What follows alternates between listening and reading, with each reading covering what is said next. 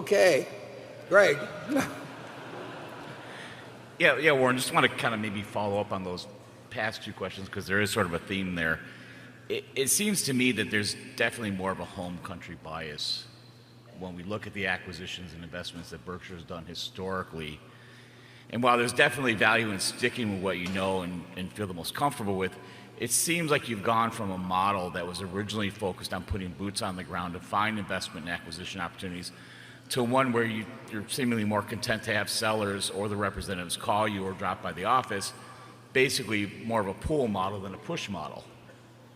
There's nothing wrong with this, but I just wonder if the opportunity cost that comes with this type of model is that Berkshire misses out on a lot of overseas business where owners are unaware of your willingness to step up and buy them outright and allow them to run their companies under the Berkshire umbrella, and missing stocks investment opportunities because Berkshire is not necessarily familiar enough with the local market.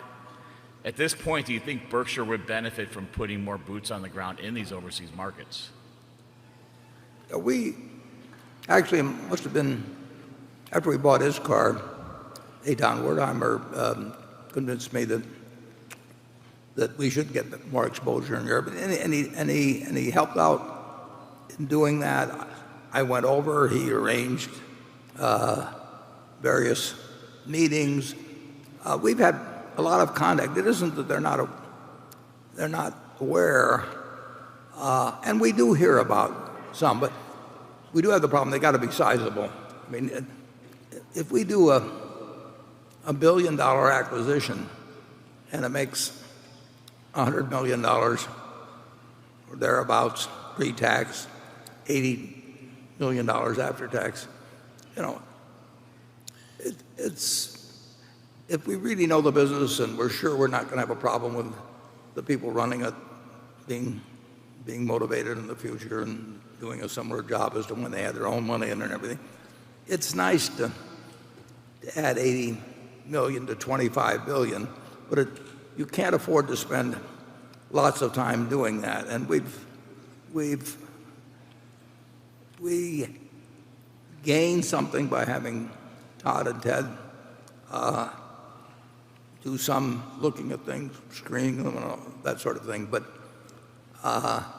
in the end, you want some family that's held their business in Europe or in the UK for 50 or 100 years that can make a deal and that wants to do it with Berkshire. I mean, if they're looking to get the most money, if they want to have an auction, we're not going to win and we're not going to participate because we're not going to waste our time on it.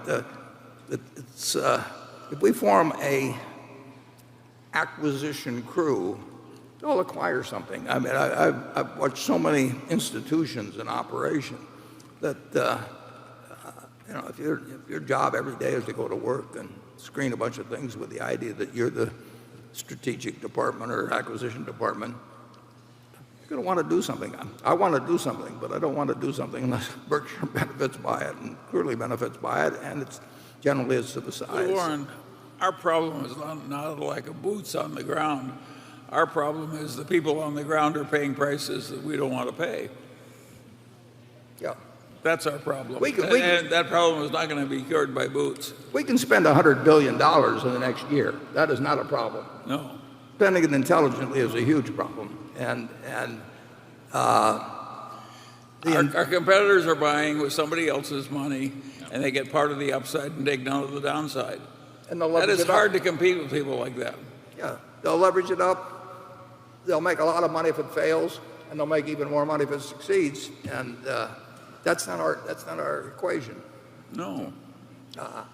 And that isn't always that way, but it's certainly that way now. It's probably. It's not in the shareholders' interest that we get to be like everybody else.